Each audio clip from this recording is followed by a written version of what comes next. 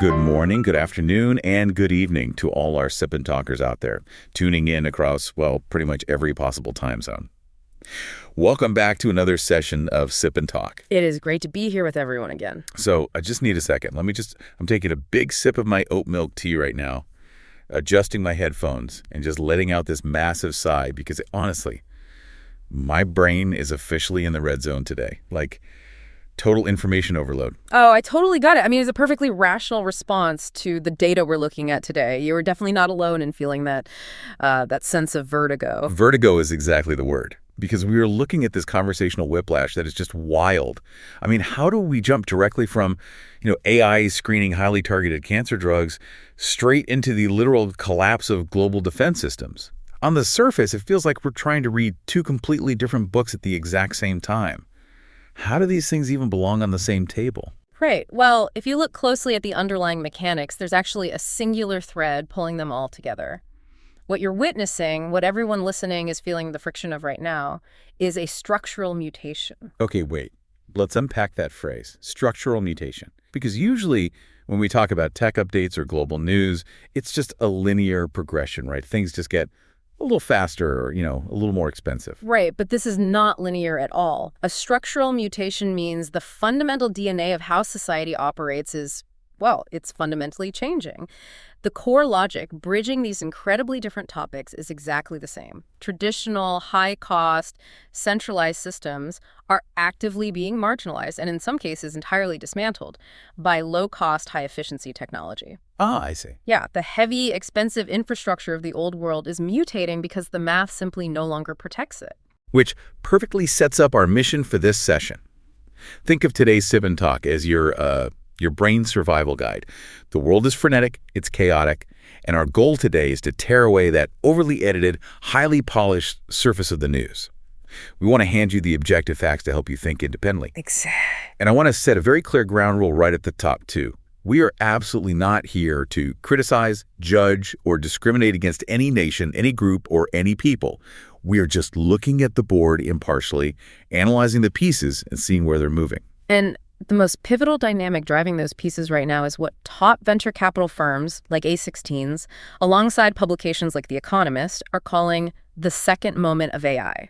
The second moment. Okay, I think most of us are still trying to wrap our heads around the first moment. I'm assuming the first moment was that initial, shockwave we all felt a couple of years ago. Precisely. The first moment was the wow factor. It was the magic trick phase.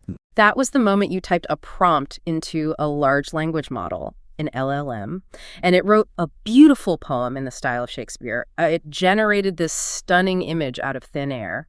It was fascinating, but it was mostly contained to our screens as a novelty or a digital assistant. It didn't really do anything physical. Right, so the walls of the first moment were basically the edges of our monitors. So how does the second moment break out of that? Well, the second moment is entirely about structural reorganization. We are moving away from simple LLMs and entering the era of AI agents. Okay. These are autonomous systems that don't just talk back to you. They execute complex tasks in the physical world. They string together their own logic. They access external tools, and they solve multi-step problems without requiring a human to constantly click a mouse or give an instruction. This is the phase where the fundamental rules of society get rewritten. But why is the dam breaking right exactly now? Why didn't this happen 2 years ago, or why are we waiting another 5 years for this? 3 massive simultaneous catalysts. First, we have democratized computing power. Second, plummeting inference costs. And third, multimodal integration. Okay, pause for a second. Let's translate that for the Sip and Talkers who might be listening while, commuting or doing the dishes. Inference costs, you just mean the literal electricity and computing power it takes for the AI to think and spit out an answer, right? Exactly. It used to cost a fortune in server time and cooling just to get an AI to infer a complex answer. Those financial costs have completely collapsed. We're talking pennies on the dollar compared to a year ago. Wow. Yeah, meaning small, everyday devices can run incredibly powerful models locally. And as for multimodal integration, that simply means the AI is no longer just reading text. It can simultaneously understand a live video feed, process complex biological sequencing data, and apply deductive logic all at the exact same time. So it sees, hears, and reasons all at once. Concurrently, yes. So if the cost of thinking has plummeted and the ability to execute tasks is decentralized, doesn't that mean traditional gatekeepers are in serious trouble? I'm thinking of like doctors with PhDs or military generals with decades of specialized experience. Are they actively losing their monopoly on power? They are. It feels remarkably similar to when the printing press was invented. Suddenly the kings and the clergy weren't the only ones holding all the knowledge. That is the perfect historical parallel. The monopoly on execution is breaking. When raw cognitive power and execution are cheap and decentralized, the traditional gatekeepers lose their absolute authority. And nowhere is this more evident or honestly more miraculous than in medicine. We are seeing a complete collapse in the cost of innovation, which is effectively empowering the weak. Let's dive into the medical side because the mechanics of this absolutely blew my mind. Traditionally, pharmaceutical R&D is this walled garden that only massive corporations can afford to play in. Oh, absolutely. It is an arduous, incredibly expensive mountain to climb. Discovering and bringing a targeted cancer drug to market used to take an average of 10 years and cost billions of dollars. Billions. Billions. You needed massive physical laboratories, armies of specialized researchers, and endless clinical trials just to find a protein structure that might possibly bind to a cancer cell. It's like trying to find a single specific key for a lock, but you have to physically manufacture and test a billion different keys by hand. Exactly. But now, using generative AI models, the mechanism has changed entirely. A small research team, sometimes just a handful of people in a shared workspace, can simulate millions of complex protein structures digitally in a matter of months. That's incredible. They don't have to build the keys. The AI visualizes which key will fit the lock perfectly before a single physical experiment is conducted. They can do it for millions of dollars, not billions. The financial barrier to entry has just evaporated. Which brings us to the story that originally sent me down this rabbit hole, and it perfectly illustrates what you're saying about empowering the weak. There is an Australian entrepreneur whose dog was suffering from a severe, aggressive form of cancer. Right. Now, historically, there would be absolutely nothing a single civilian could do against that kind of diagnosis. You just accept it. But this individual used ChatGPT alongside applications built on AlphaFold. And AlphaFold, for context, is a highly advanced AI system designed to predict how proteins fold into three-dimensional shapes, which is one of the most complex biological puzzles in existence. Right. And this dog owner used these accessible AI tools to actually design a highly customized mRNA vaccine, specifically targeted for their dog's unique cancer mutation. Think about that. An individual citizen. Yeah. And the result, the tumor significantly shrank. They literally built a bespoke, highly advanced genetic therapy from scratch. What is truly fascinating here is the scale of what that implies. We aren't just talking about a heartwarming story of a pet owner. Mechanically, a single person, utilizing cheap, accessible technology, effectively replicated the entire R&D pipeline of a multinational pharmaceutical giant right in their garage. Which immediately makes me think of the everyday impact. Because if AI could do that for a dog today, it is going to do it for humans tomorrow. Small, agile entities can now legitimately compete with massive cross-national pharma companies. But okay, let me throw an extreme hypothetical at you. Sure. If AI gets so good that it can predict our precise health lifespans like, it can look at our genetic data and know exactly what diseases we will get and when we will get them, doesn't our current centralized health insurance system simply collapse? That's a great question. Because the whole concept of insurance relies on shared, unpredictable risk. If the risk is perfectly predictable, the math completely breaks. Right. That is exactly the kind of structural mutation we are talking about. The actuarial tables that hold up the entire global insurance industry would become mathematically obsolete overnight. You simply cannot insure against a certainty. But, if we pull the lens back, that exact same mathematical collapse is happening right now in a completely different domain, global defense. And this is the whiplash I was talking about at the start.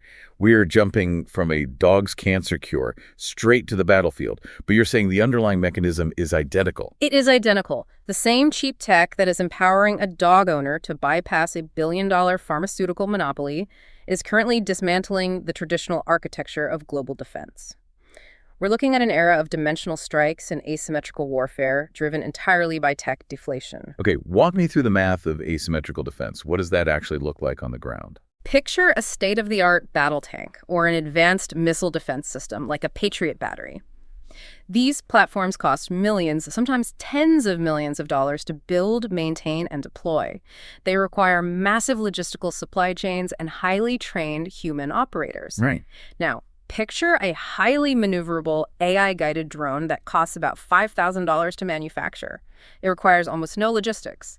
That cheap $5,000 piece of technology can consistently bypass or destroy the multi-million-dollar legacy system. Because even if the multi-million-dollar missile successfully shoots down the $5,000 drone, you still lose financially. Exactly. You literally cannot afford to shoot down a swarm of cheap plastic drones with million-dollar missiles forever.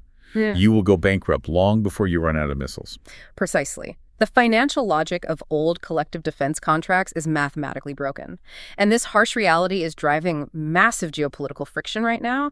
We have several factual data points to look at, strictly from an impartial reporting perspective, to see how this is shaking the global order. All right, let's look at the facts. For example, Trump has heavily criticized NATO allies, specifically pointing to France and the UK for not assisting in the Strait of Hormuz. Trump explicitly called their lack of involvement a stupid mistake. Furthermore, he directed criticism specifically at UK Prime Minister Keir Starmer, citing a lack of military support and pointing to the UK's over-reliance on wind energy as a strategic vulnerability. And if we apply our thesis here, the core issue driving this friction isn't necessarily just political posturing or nations simply, not wanting to protect allies. It is the sheer mathematical unsustainability of those asymmetrical defense costs we just discussed. Exactly. A traditional alliance assumes everyone chips in to buy the big, expensive shield. But if the expensive shield is suddenly useless against a swarm of cheap tech, the whole treaty feels financially hollow.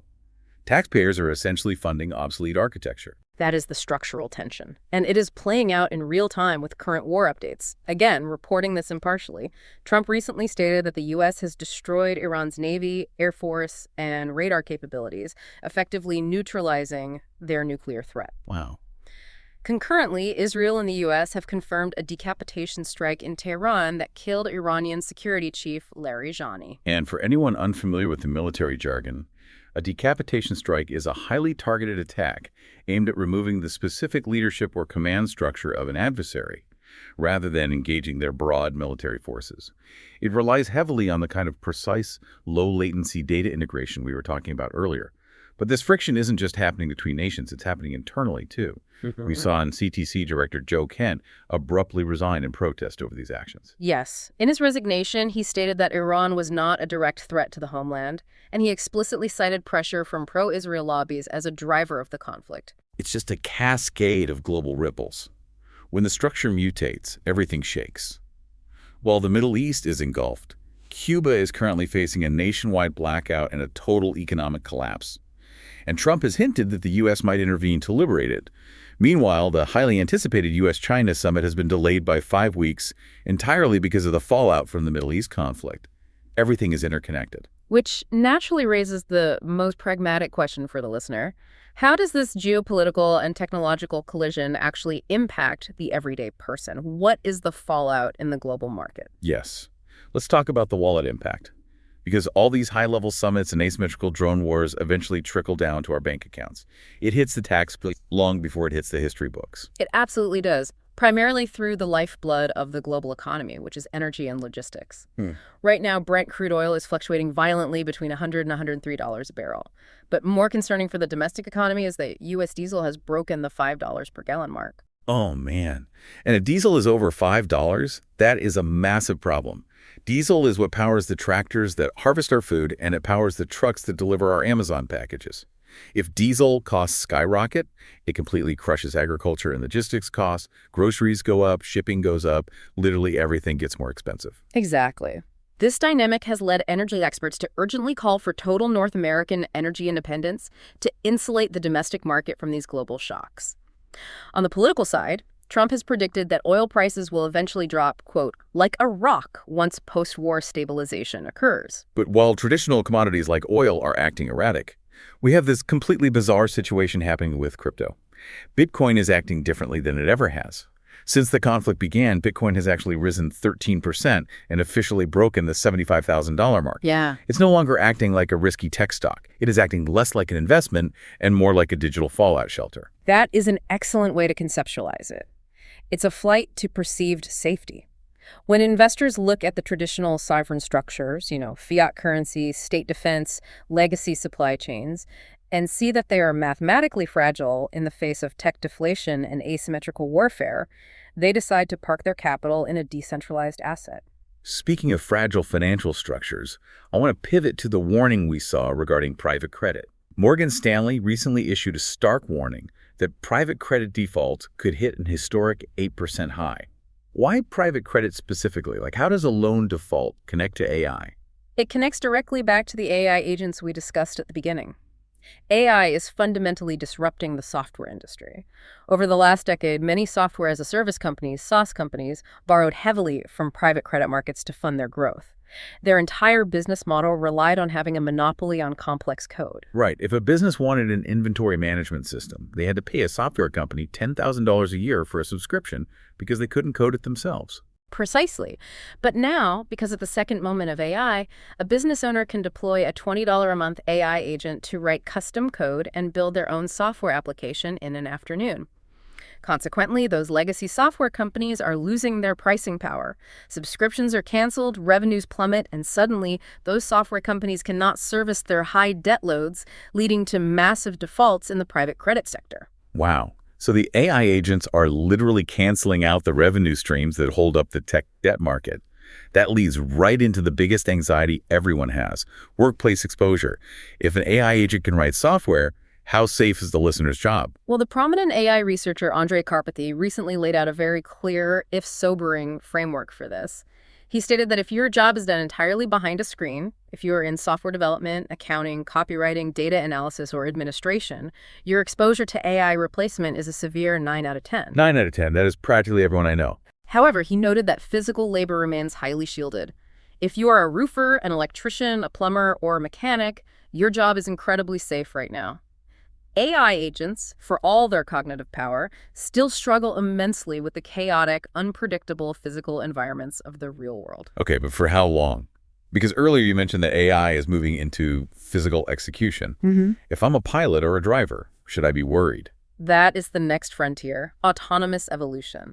Technology is rapidly moving from just offering autopilot assistance to full, unassisted autonomy. For example, a company called Merlin Labs is currently engineering both military and civilian planes to be fully autonomous, with the explicit goal of completely eliminating human error from the cockpit entirely. And it requires a terrifying amount of computing hardware to process all that real-world data in real time. Which brings us to the corporate moves behind the hardware. At the recent GTC conference, NVIDIA announced a staggering $1 trillion sales target by 2027. It's massive. $1 trillion. They're expanding beyond standard computing into space data centers, and they've announced deep partnerships with Uber and Lyft to power autonomous fleets. Even traditional companies like Delta are now aggressively utilizing AI for automated energy management across their operations. Right. And wait, let me just step in here real quick with a very important disclaimer. We're mentioning companies like NVIDIA, Merlin Labs, and Delta purely to analyze the macro trend and the data points we've gathered. This is absolutely not financial or investment advice. We're simply looking at the structural mutation happening across the corporate landscape. A very necessary disclaimer. If we synthesize this entire journey, from custom mRNA cancer vaccines to drone warfare, from breaking defense treaties to Bitcoin hitting $75,000, and from AI agents writing code to autonomous planes, the grand theme becomes abundantly clear. Yeah. In the AI era, raw information is no longer scarce. We are drowning in it. Therefore, the absolute rarest and most valuable skill a person can possess right now is the ability to filter noise. Yes. Oh, that is so profoundly true. I want to reassure everyone listening right now. Yes, the world is becoming unfamiliar. It feels frenetic and sometimes overwhelming to see the old structures mutating. But just as AI can empower a pet owner to fight a dog's cancer, this technology gives us unprecedented, incredible lenses to understand the complexity around us, the ultimate advice for this era. Stay calm. Keep fact-checking everything, and wear your independent thinking like a bulletproof vest.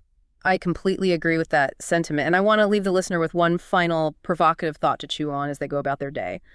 We have seen how cheap tech and artificial intelligence are radically leveling the playing field.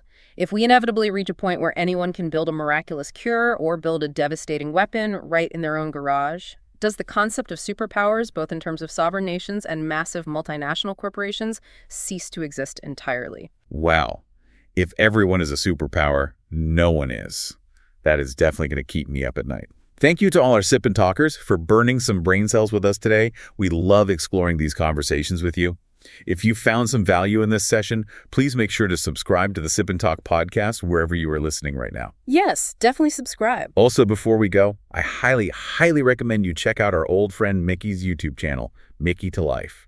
He is posting these absolutely incredible travel vlogs, and let me tell you, when your brain is tied in absolute knots from thinking about autonomous AI agents and geopolitical friction, sometimes the best way to step out of the information cocoon is to just look at the unedited real world and see the ground beneath other people's feet.